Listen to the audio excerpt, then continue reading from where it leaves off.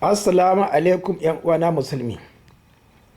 Ku saurara wannan aya ta Alƙur'ani don mu yi amfani da ita a kan neman hujja don mu gyaru mu shiga aljanna a lokacin da muke neman ilimi akan wahayin Allah subhanahu wa ta'ala da bayanin wannan wahayi daga manzon Allah sallallahu alaihi wasallam. Za ku ji abin da Allah ya ba da hujjar shi. قل أرأيتم ما تدعون من دون الله أروني ماذا خلقوا من الأرض أم لهم شرك في السماوات ائتوني بكتاب من قبل هذا أو أثارة من علم إن كنتم صادقين. Kun ji Allah subhanahu wa ta'ala ya kawo sana'ar aruni, wasu duk inda likita yake sai ya gani sai ya gaya mara lafiya abin da ya gani kuma ya wannan abin yake dangantaka da rashin lafiyar shi. Ko kuma ka kawo littafi au atharatin min ilmin, daga ilimi ka koma tun lokacin da Allah ya halicci alƙalami ko kuma ya halicci haske,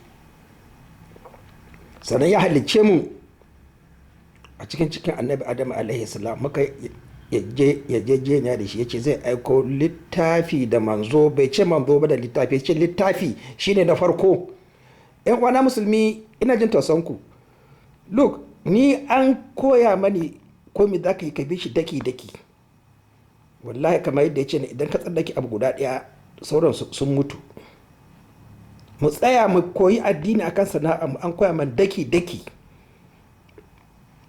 ka bi abu. Idan ba a yi wannan ba na gaba aikin banza ne. Ito ni bi kitabin min qabl haza, in kun ce ko kun iya turanci ku kawo mana littafin. Tunda shi ya ce shi bai iya rubutu bai iya karatu ba, ya ce ku kawo littafin in gani. Qurayshawa na suka da littafin, to shi da fara rubuta sai su ce mashi mi bai sani ba.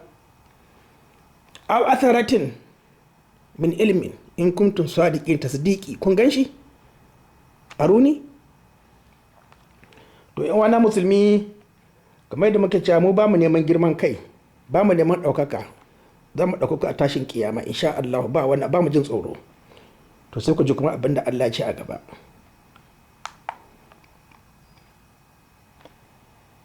ومن أضل ممن يدعو من دون الله من لا يستجيب له إلى يوم القيامة وهم عن دعائهم غافلون.